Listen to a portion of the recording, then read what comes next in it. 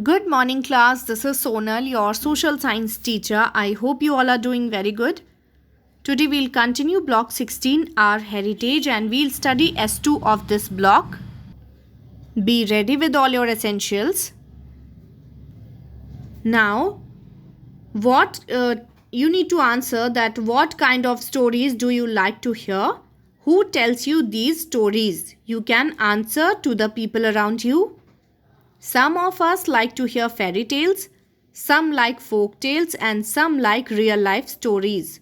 Folk tales are the tales or stories about a special thing of a particular place. And today we will learn about how storytelling or oral tradition is a part of our non-material heritage.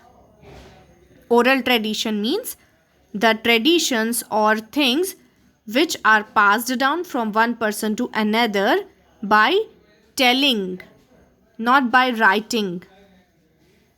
And today we will learn about oral tradition, our non-material heritage. This is your topic for today, oral tradition. Write topic name. And now I will tell you a story. Then I will ask some questions from you. Story is The Cows and the Lion. 5 cows lived in a little forest. They ate fresh grass in a large green meadow. Meadow means grassland or field full of grass. They were kind friends. They decided to do everything together so the lions couldn't attack them for food. One day the 5 cows fought and each one started to eat grass in a different place. The lions decided to seize the opportunity and killed them one by one. Seize means to grab the opportunity or catch the opportunity, and killed them one by one. So what did you learn from the story? That we should always live in unity, we should never fight, and moral of the story is unity is strength.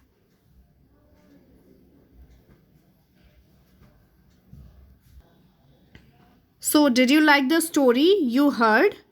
Why? And what were the stories mostly about? Yes, we all love to hear the stories because stories are interesting to hear, because they tell us about different things. And once we hear something interesting, we usually remember it and share it with others. In earlier times, before there were printed books in India, means when there were no printed books in India, people shared stories about different things with one another. In this way, they remembered those stories and passed them down to others, just as our grandparents and parents share stories with us.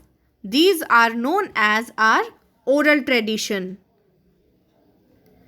Telling story to someone and passing the knowledge from one person to another is called oral tradition.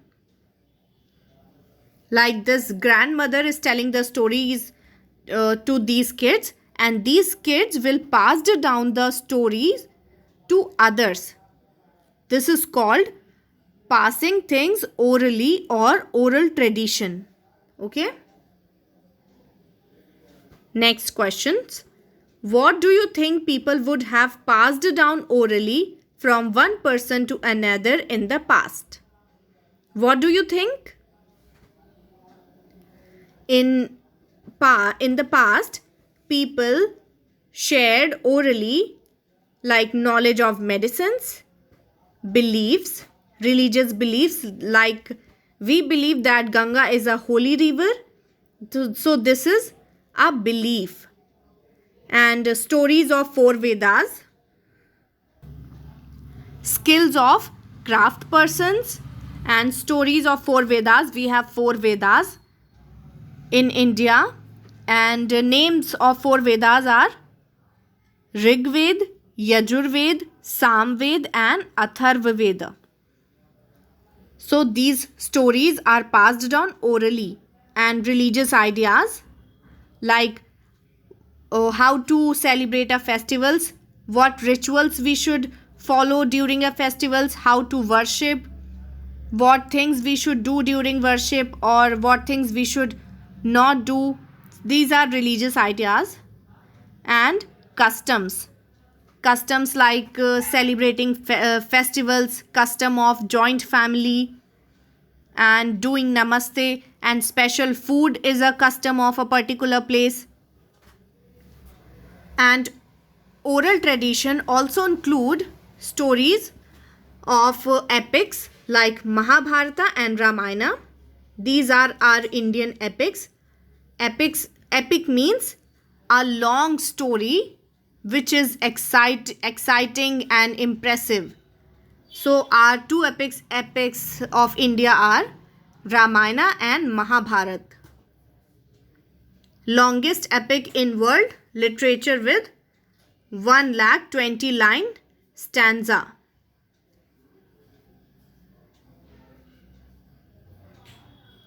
And Ramayana, the first Indian epic consisting of 24,000 verses divided into 7 books. And stories of Panchatantra and Jataka tales are orally passed down from one person to another.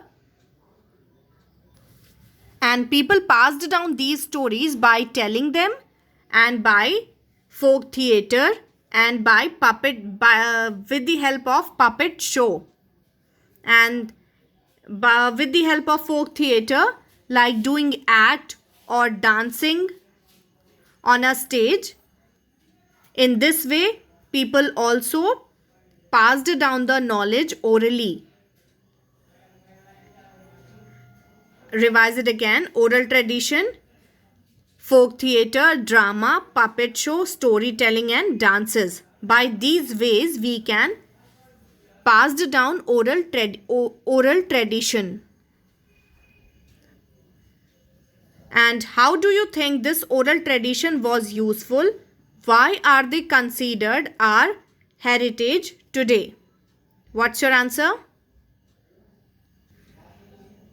In olden times, when mostly people did not know how to read or write, oral tradition was useful to give knowledge, and if it is not shared with others, it would have been lost. And that's why this is useful, and we should share it with others. And oral tradition is a part of our non-material heritage. Next question. How do you think we can preserve our tradition for the future? Our oral tradition, okay? How we can preserve or save it for the future? We can preserve our oral traditions through storytelling, where people continue to share stories about our present and past with a large group. Like in this picture you can see. By storytelling, by folk theatre, by puppet show, and by doing drama, we can share our oral tradition and we can preserve it for the future. So this is about oral tradition. After watching the video, this is your work. Read oral tradition. After reading, don't skip reading. After reading, finish your S2. Do PQ 3 and 4. If you have any doubt, you can ask. Watch the video carefully and do your work properly. Take care everyone. God bless.